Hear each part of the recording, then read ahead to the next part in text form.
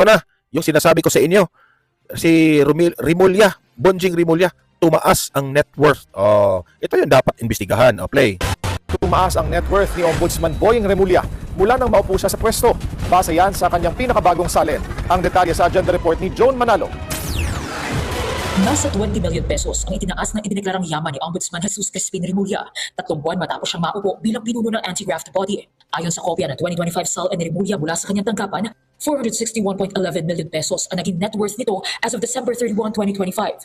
Mula ito sa kanyang 2025 total assets na 461.41 million pesos at total liabilities na 300,000 pesos. Nasa 441.73 million pesos naman ang net worth ni Remulla mula sa kanyang idineklarang SALN noong October 2025. Base sa 2025 SALN ni Remulla, nakapagtala ito ng real property assets na nagkakahalagang 112.89 million pesos. Binubuo ito ng 9 na residential house and lots sa iba't ibang lugar sa Metro Manila, Cavite at Baguio, isang commercial land and building sa Makati, at 4 na agricultural farm lots sa Cavite. Dito rin maaaring nagmula ang pagtaas ng net worth ni Remulla dahil sa pagkakadagdag ng 4 na agricultural farm lot na may kabuuang halaga na 35.15 million pesos. Mga ari-arian na hindi pa nakalista sa kanyang October 2025 SALN. Idineklara rin ni Remulla sa kanyang 2025 SALN ang nasa 348.52 million pesos na personal properties. Kabilang na rito ang iilang stocks, motor vehicles, mga alahas, muebles at ilang personal na kagamitan. Nakalista rin ang cash on bank na nasa 280.65 million pesos at isang dollar account na naglalaman ng higit 270,000 US dollars. Grabe, di ba? Nakakashock itong mga numbers na ito. Sobrang laki po ng pera nitong Rimulya na ito. O 16.56 million pesos. Kasama naman sa idineklarang liabilities ni Remulla ang isang personal loan na nagkakahalagang 200,000 pesos at isang unpaid subscription sa isang korporasyong nagngangalang La Poche Villa Realty Incorporated na nagkakahalagang 100,000 pesos. Idineklara rin ni Remulla sa kanyang 2025 SALN ang pagiging shareholder nito sa ilang livestock at realty businesses sa Cavite at Makati. Bukod sa idineklarang yaman, kabilang din sa mga nararapat isaad sa SALN ang mga kamag-anak na nagtatrabaho sa gobyerno, kung saan 4 ang idineklara ni Remulla. Ang mga ito ay ang kapatid na si John Vic Remulla na ngayon Interior Secretary at ang mga anak na sina Cavite 7th District Representative Crispin Diego Remulla, Cavite Governor Francisco Gabriel Remulla at Naik Cavite Vice Mayor Jacinta Remulla. Tingnan nyo, ang yaman-yaman ng mga Rimulya. Di ba? Ang yaman-yaman ng mga Rimulya. Yan ang sinasabi ko sa inyo. Sila lang ang yumayaman. Pero ang taong bayan, yung mga mahihirap, lalong humihirap. Yan ang tatak Marcos administration. Sa agenda, Joan Manalo, Billionaire News Channel. Manatiling nakatutok. Di ba? Di ba? Di ba? Oh, yan ang sinasabi ko sa inyo. Na itong Pilipinas ngayon is run by crocodiles. Hindi ko sinabing si Rimulya yan, ha. Pero it is run by crocodiles. Why? Diyan ka magtataka. Bakit inuna nila si VP Sarang kasuhan patungkol po dito sa mga SALN? Ombudsman pa ito, ha, si Rimulya, ha. Oh, alam nyo naman, ang Bilyonaryo News Channel.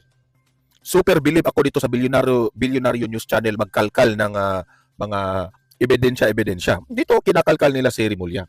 Now, ang tanong ko dito, hindi ba dapat questionin rin ang yaman ng mga Rimulya? Di ba? Kasi kung kino-questionin nyo ang yaman ng mga Duterte, na i-compare mo ang pera ni VP Sara dito sa mga Rimulya lang, no? Rimulya lang ito, ha. Mas marami pang mas mayaman dito kay Rimulya. Pero mas inuna pa nila si VP Sara. Ano ba yung salin ni VP Sara? 80 million. Compared to Rimulya na parang 400 to 600 million yung nabanggit dito sa balita. Di ba?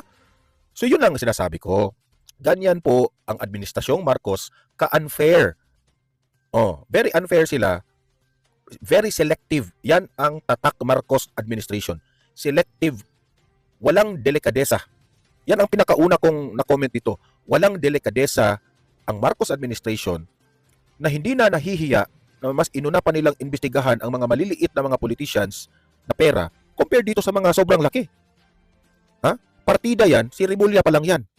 Hindi pa natin alam kung magkano yung kay Matibag, di ba? Kay Torre.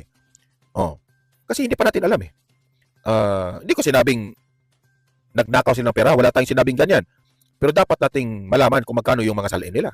At ang taong bayan, meron po tayong karapatan, questionin natin sila kung paano kayo nagkaroon ng ganitong laking pera.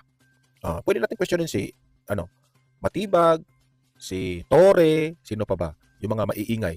Si John Vic Rimulya, sino pa ba? Di ba? Yung mga senador, yung mga Win Gatchalian, yung mga Soto, yung mga Lacson, yung mga Tulfo. Si Erwin Tulfo, inamin niya, ha? na aabot ng mga halos 400 million. Mas mayaman pa siya kay BP Sara. Imagine that one. Bago pa lang siyang naging senador. Tapos kung sasabihin niya, ito yung earnings ko sa pagiging isang news anchor. No, kasi meron siyang programa. Magtataka ka, ganyan ba kalaki at kikita ang mga news anchor ngayon? 400 million? Di ba? Dapat nating may karapatan po tayong komisyon dito. Yan ang sinabi ko sa inyo. Di ba? Pero mas inuna pa nila si BP Sara. Kasi threat. Gusto nilang ma-impeach. Gusto nila bigyan ng malisya para kapag masiraan nila si BP Sara at ma-impeach ito ng mga Senate judges, ay wala na silang problema sa 2028. Hindi na makatakbo. At kung hindi na makatakbo si BP Sara, solve ang problema nila yung mga nagnakaw ng flood control scandal. Yan. That's the reality kung ano ang mga naging nangyari sa bansa natin ngayon. Diba? Tayo dito sa Donmar TV, bilang isang vlogger, ito lang ang maitutulong natin sa bansang ito. Nagba-vlog tayo, nag-a-analyze tayo, no?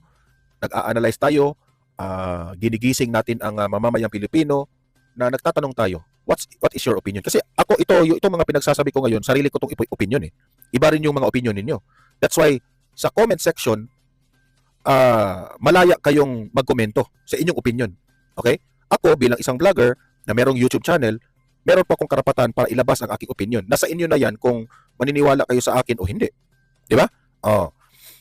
Pero itong mga Tulfo na ito, kung mga ilan na mga government officials, si Tulfo, si Romualdez, o kung sino pa, Liza Marcos, paniniwala ko kung titingnan nyo ang kanila mga Facebook, puntahan nyo ang comment section nila. Tinorn off nila yung comment section. Hindi ka makapag-comment. Kung meron silang post, hindi ka makapag-comment. So anong tawag mo dun? Isang public servant ka? Ayaw mong magpa-comment? Ayaw mong magpa-criticize? Di ba nakakahiya? Erwin Tulfo. Tingnan nyo yung Facebook page. Enough niya yung comment section. Hindi ka makapag-comment. Kasi, binabanatan ka ng taong bayan. Hindi mo matake yung banat ng taong bayan. Nasasaktan ka. Hindi ka pwede magiging government official kung ganyan yung style ninyo. Di ba? So, yan ang sabi ko sa inyo. Ito, pakinggan na natin ang itong si Attorney Sheila. Ito na yung kanyang interview. Dahil po nag-trending itong mga defense team ni BP Sara, especially itong si Attorney Sheila, na kinain ng buhay di umano itong si Luis Tro. Mismo ang nagpakalat yan, mainstream media. Sinabi pa ni Luis Tro, fake news yan. Nasaktan siya doon. Ito, pakinggan natin si Attorney Sheila patungkol sa komento niya sa pre-trial conference sa impeachment trial ni BP Sara. What's important for us to understand at this point is that a mere presentation of supposed evidence before a committee that is not authorized to conduct trial does not really amount to proof. And the reason for that is really simple. It's because every evidence, whether it's something that you present in an ordinary case or in this case in an impeachment proceeding, must still survive scrutiny. And when does that happen? When does scrutiny happen? It happens only in a proper trial before a tribunal or a body that has jurisdiction to conduct trial. And that Ang galing. Ang problema nitong House of Representatives ngayon, nangingialam sila sa jurisdiction. Which is, wala kayong karapatan, kayong mga taga-House of Representatives, para pakialaman itong mga witnesses at mga ebidensya. Okay, na mga ipinipresent. Ang may karapatan yan, ibig sabihin ni Atty. Sheila, ay ang Senate judges, which is ang Senado, Senate judges. Okay? So yan po ang clarify lang niya. Kasi, alam nyo naman, ang mga House of Representatives doon ng mga prosecutors, naggaling-galingan na naman si Luis Tro. Siyempre, re-raise back rin itong si Atty. Sheila. is something that the defense has been very clear from the very start. The reason why we had already stated that we will not be able to participate in a proceeding that we think is unconstitutional and goes beyond the powers that have clearly been identified by the Constitution to belong not in the House of Representatives or any of its committees, but in the Senate alone. While I respect the opinion of Representative Abante, I think he also knows, I'm certain that he is aware, na ang tamang venue o ang tamang panahon para mag-conduct ng trial o para sagutin at magbigay kami ng ang ebidensya, ang Vice Presidente, ay hindi sa Committee on Justice. Ito ay before the impeachment court. Ibig sabihin sa Senado. Hindi naman ito I think this is something important that we all need to understand. Hindi maaari na sinasabi lang natin, dapat dito kayo sa komite, dito kayo sa komite. Kasi kailangan lang natin basahin ng konstitusyon. Sino ba ang impeachment court? Ito ba ang Committee on Justice? Hindi. Ito ba ang House of Representatives? Hindi rin. So sino? According to the Constitution, ang impeachment court, if that even will be constituted, ay ang Senado. So, ang Very ibig clear, ha? sabihin, Very clear. The defense and the Vice President are ready to respond in detail, again, before the proper forum, and Kasi gusto nila sa pre-trial conference ay malaman na nila yung mga ebidensya, yung in detail. Di ba? Wala karapatan itong mga prosecutors na ito sa House of Representatives. Di ba? Atat na atat sila eh. Inis na inis sila dito sa mga defense team eh. Doon, maghintay kayo.